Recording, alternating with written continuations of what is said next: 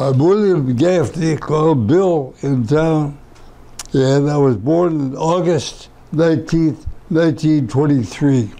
So I just had my 95th birthday, and I'm feeling pretty good, except I broke a vertebrae in my back, and I'm having a little trouble getting around. But it's getting better, and today I'm ready for this interview. I was a precocious kid, and my father and mother couldn't handle me. And there was 4 kids and three at that time. And so they sent me to my grandparents. So from about 5 or 6 years old, I was active on the farm and wanted to do things that were way beyond my time. Rush High School was a very small school at that time. It's where the post office is today. Now I started off over at River Road at the one-room schoolhouse over there. And I used to walk to school and back and forth, and it was 1.6 miles. My grandchildren don't believe it to this day. But the second year I went to Rush, and Mrs. Harry Hart was a teacher. And she had grades 1 and 2. And that was up in the main room. Now the third grade was back in the annex. It was 3rd and 4th was in another room. Well, for some reason or another, Miss McCarthy was the teacher in the 3rd grade, and Mrs. Bolton was the teacher in the 5th and 6th grade. Now, between them, they decided that I wasn't ready, I should get out of there. So they skipped me a grade. I went from 5th grade right into 7th grade. And that was where Mrs. Pullen, Milton Pullen's wife, he was the principal at that time. And so I started a year ahead of my other class. I'm not sure it's the right idea. I think my mind was there, but my body wasn't ready to assimilate that, although I did okay. Well, I always looked up to everybody. Everybody at that time, I think respect was a big thing when we were in school. Every teacher was equal. High school was too easy for me. I didn't get great marks because I didn't apply myself. Now, a highlight of my high school career was this. When I was about a junior, I decided to be a veterinary. So I got the brochure from Cornell that had to do with veterinary. And one of the things that I did that was short was trigonometry. I didn't have trigonometry. Mrs. Louise Tinker, where the park is named after her family, she stayed after school with me and passed me through Regents one-on-one. Now, to me, I don't think many teachers would do that. I graduated in June of 1940. And I was only 16 years old. And that's where I think you should not skip grades, because I think you get into a group that's older than you, and the difference is significant. One of the things that gave me confidence was I was selected for Empire Boys State. It's an American Legion program that they have, where there's about 1,100 juniors throughout the state are selected as being leaders in their classes. And when the idea was, when they come back, they could then impart how the state is run operations and so on. So that gave me confidence, I think. But when I got down there it was at Syracuse University, when I got there, I found out I was no longer a big fish in a little pool. I was a little fish in a big pool. Okay, I was 1,100 boys, juniors in high school, out of high school. And to be one of that 1,100, all of a sudden, it brought me right down to earth. So consequently, that was the first start of giving me confidence. And then when I went to Cornell, as I say, I turned 17 then. And again, I got an ROTC. That was a given. You had to take ROTC. And at that point, that may have changed my whole life. Well, in the meantime, in the summer, I'd worked at Kodak. I spent as an errand boy, working there part-time for the summer. And when this fall came up for me to go back to my sophomore year, I was getting ready. The draft age was on, and I was going to be drafted. So I said, I don't want to get drafted in the middle of the year. I'm going to wait and see. So I stayed out at Kodak then until I was drafted at the end of 1942. And so consequently, I had a job there a little bit above an errand boy, but not much.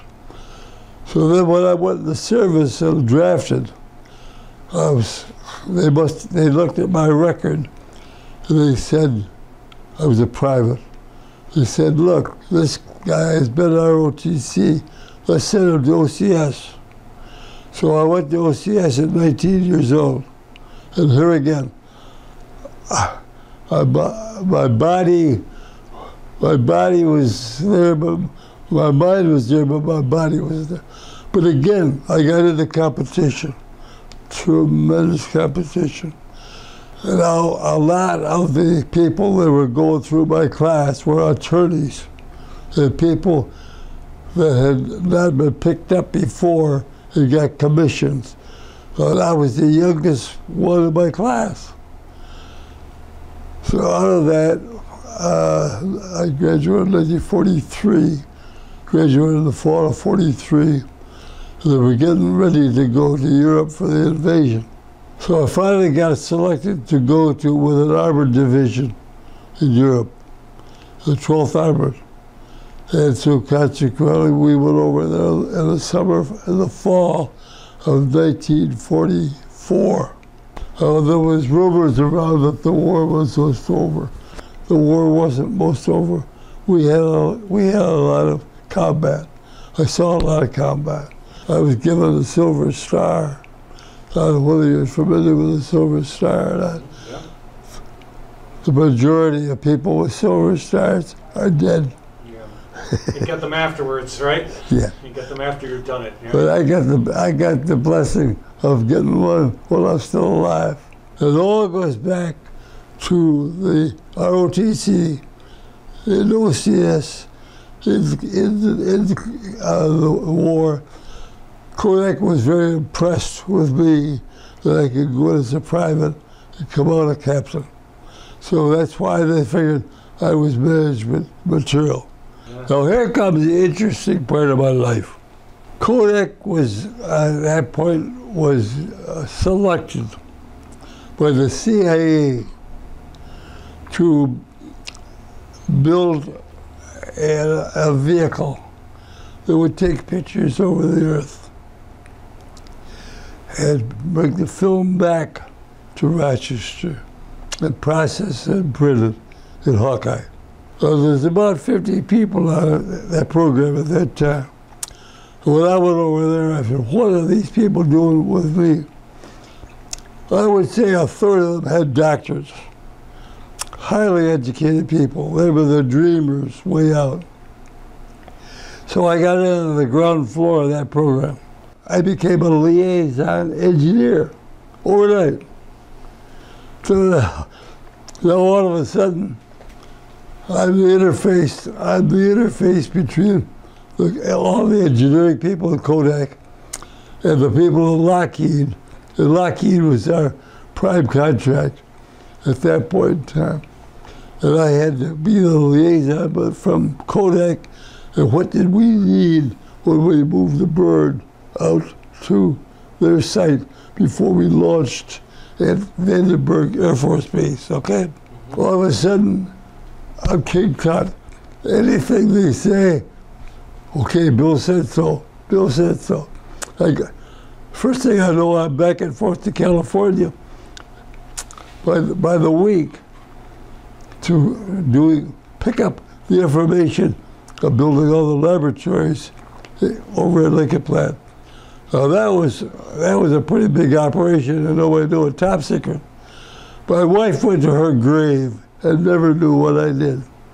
Now the other side meant the processing and printing of all the film that came down from the earth above. We got it in cassettes, we bought it in cassettes, caught it in C-130 airplanes, brought it back to Hawkeye, and processed and printed. Now that was a top secret thing until 2 years ago. And nobody ever asked me about my education. Never. And I had all kinds of people working for me that were master's degrees, all clerical type, putting stuff together, feeding it to me, and then I would get the proposal prepared. So, you know, that's why I had to quit. In retrospect, I think my family suffered. I can't say, I'd say right today, and I've never said it before, I think my job was number one for 30 years. My family was number two. When I got ready to leave, the year before I was ready to leave, I didn't have a backup. I had a lot of key people, but nobody to take over the scope that I had. I had grown, my job was like a little boy that had a little calf, and he left it over the fence every day. Now pretty soon it was 50 pounds. Next thing you know, it's 80 pounds. You don't know the difference. And that's what I had. I had so much, there was nobody to take my place. So now I'm up at Wildwood playing golf. I'm retired. Saying, what the hell am I going to do now? I didn't have any hobbies. No hobbies. Just work, work, work. I played a lot of golf. And I belonged to Wildwood, the Thunder Ridge at that time. So I saw a guy with a truck that said Castle Chemical Company.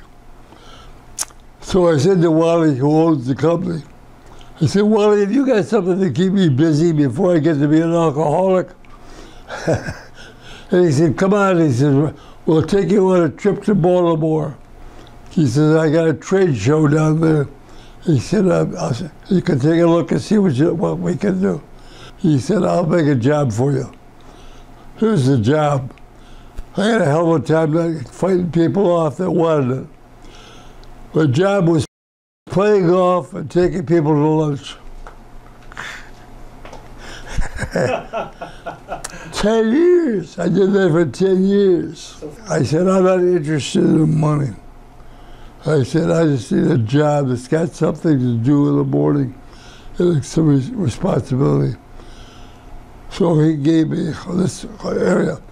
So there was 30 hardware stores in the area. He said, I'm big time in the automotive business. He said, can you get, with your connections and so on, do you think I can get my salesman into the schools and for my chemicals? I said, I'll try.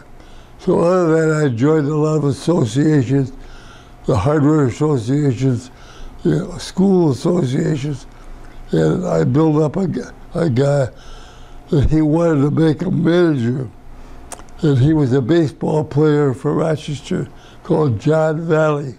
John Valley played right field for the Red Wings. It was my job to train him to be an executive. So I've had a good life. So then, I'm like a family to Wally Bladder to this day. He comes in and sees me all the time, and he's got a beautiful business. And he always will tell you that I helped him get into a lot of these places that he never would have gotten into. Kodak, when people went to Kodak, years ago, they were there for life. Today they're a number. There's no loyalty. There's no loyalty up or down. And I think that is where the country's gone to hell. There's no respect. Everybody's out for themselves. They're out for the bottom dollar. The stockholders, for example, they control a company more than the company deciding what they had to be doing. No freedom. It's how's the stock market doing? So it's loyalty. I was loyal.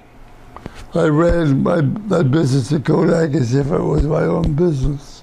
But I began to see this happening in the 80s, where respect was starting to get worn down, and it was more the bottom dollar. I think that's where it's at. Like the kids today have no respect for teachers. If it isn't the teacher in their room, it doesn't mean anything. They saw something in me that I didn't believe. I didn't understand. Didn't think was there. Always. They always picked something higher, and I always attained that level.